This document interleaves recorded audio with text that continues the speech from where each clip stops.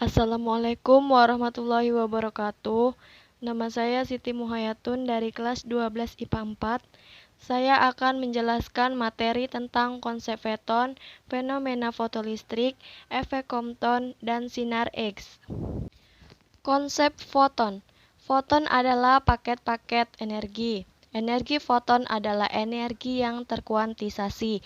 Jadi, secara matematis, foton dapat ditulis E sama dengan H dikali F. E itu adalah energi foton, H itu konstanta Planck dengan nilai H sama dengan 6,63 dikali 10 pangkat min 34 Joule second. Sedangkan F itu adalah frekuensi. Karena kecepatan cahaya itu C sama dengan lambda dikali F, maka E ini bisa ditulis H dikali C per lambda. Ini adalah rumus energi foton. Foton juga dapat diartikan sebagai molekul-molekul yang pancar atau serap energi dalam satuan diskret. Molekul-molekul akan mengalami lompatan satu tingkat ke tingkat lainnya. Ini merupakan tingkatan energi dari persamaan E sama dengan H dikali F, menunjukkan bahwa jumlah energi yang dipancarkan atau diserap oleh molekul-molekul itu sebesar Hf. Jadi, beda energi antara dua tingkat energi yang berdekatan adalah Hf. Molekul akan memancarkan atau menyerap ketika mengubah tingkat energinya. Namun, jika molekul itu tetap tinggal dalam satu tingkat energi, maka molekul itu tidak menyerap atau memancarkan energi. Yang selanjutnya yaitu fenomena efek fotolistrik. Jika suatu logam diletakkan di antara katode dan anode pada rangkaian dengan beda potensial tertentu, kemudian disinari cahaya gelombang elektromagnetik, maka elektron akan lepas dari permukaan logam dan bergerak dari katode ke anode. Arus listrik yang dihasilkan kemudian dideteksi oleh galvanometer. Nah, peristiwa terlepasnya elektron-elektron ketika suatu permukaan logam disinari oleh radiasi elektromagnetik seperti cahaya tampak inframerah, ultraviolet disebut efek fotolistrik. Elektron yang lepas dari proses penyinaran ini disebut fotoelektron. Eksperimen ini menunjukkan bahwa elektron terikat pada logam, tetapi lepas jika mendapatkan energi yang cukup. Namun, fakta menarik dari eksperimen ini adalah ketika plat logam disinari dengan cahaya yang memiliki gelombang relatif panjang, maka tidak ada elektron yang lepas, walaupun intensitasnya diperbesar. Pernyataan ini bertolak belakang dengan teori gelombang, bahwa semakin besar intensitas cahaya, maka semakin besar energinya. Untuk menjelaskan fenomena ini, Albert Einstein mengajukan teori fotolistrik. Teori ini berdasarkan dari hipotesis Planck bahwa getaran molekul meradiasikan benda dengan energi sebesar E sama dengan N dikali H dikali F. E itu adalah energi foton, N itu adalah jumlah foton, H itu konstanta Planck, dan F itu frekuensi cahaya. Cahaya memiliki energi dalam bentuk kuanta atau foton. Ketika suatu logam menerima energi dari foton, maka elektron akan bergerak dengan energi kinetik tersebut. Energi foton minimum untuk melepaskan elektron dari logam disebut energi ambang atau fungsi kerja.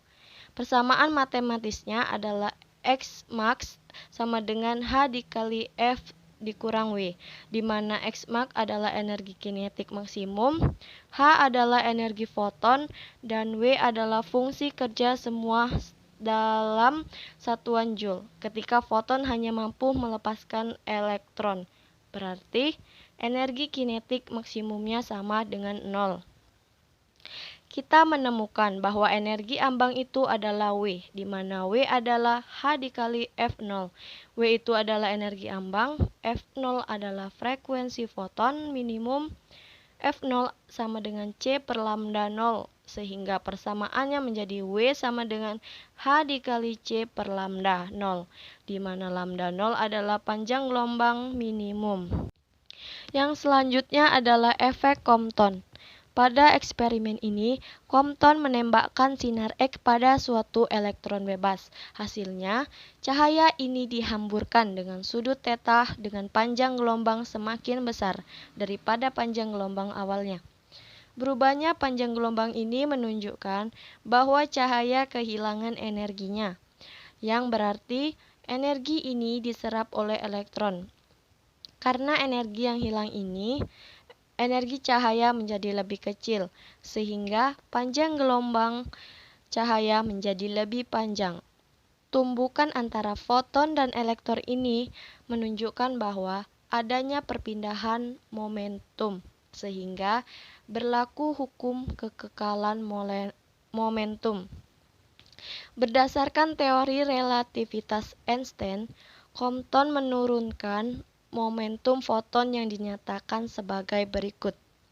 P sama dengan H dikali F per C sama dengan H per lambda.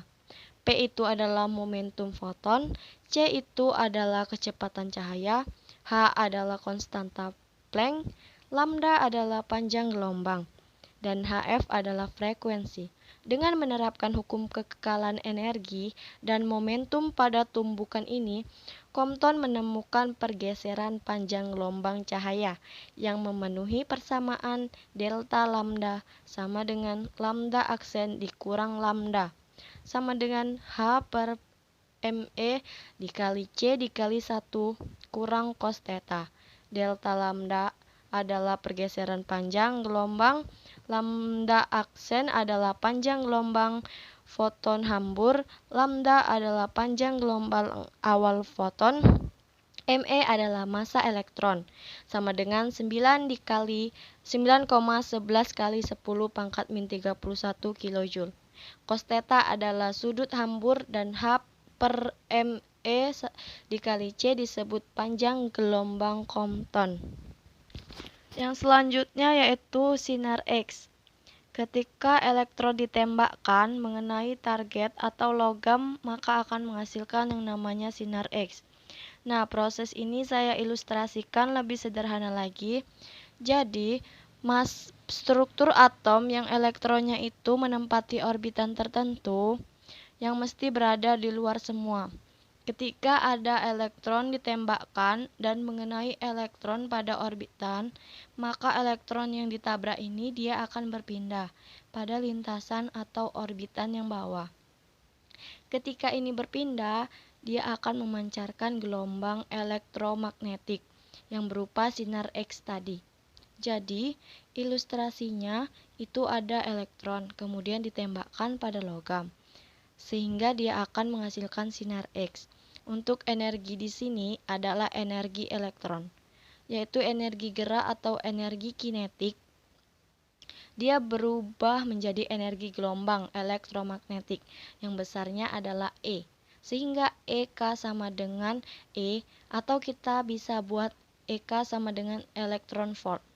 Kita juga bisa buat persamaannya, yaitu elektron volt sama dengan E. E itu adalah energi fotonnya atau energi sinar X-nya.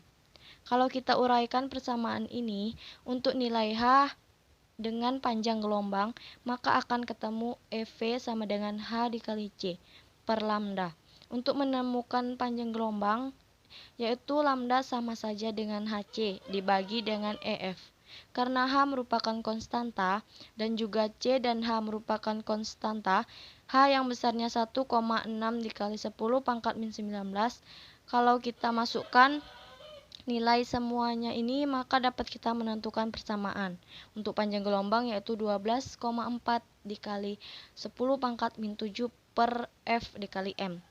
Kegunaan sinar X sendiri yang pertama yaitu untuk ronsen, untuk mendeteksi bagian tubuh dalam kita tanpa membedanya. Yang kedua radioterapi, untuk membunuh sel kanker. Yang ketiga yaitu memeriksa cacat dalam mesin. Baiklah, hanya segitu yang dapat saya sampaikan tentang materi, konsep foton, fenomena efek fotolistrik, efek Compton, dan sinar X. Sekian dari saya. Wassalamualaikum warahmatullahi wabarakatuh.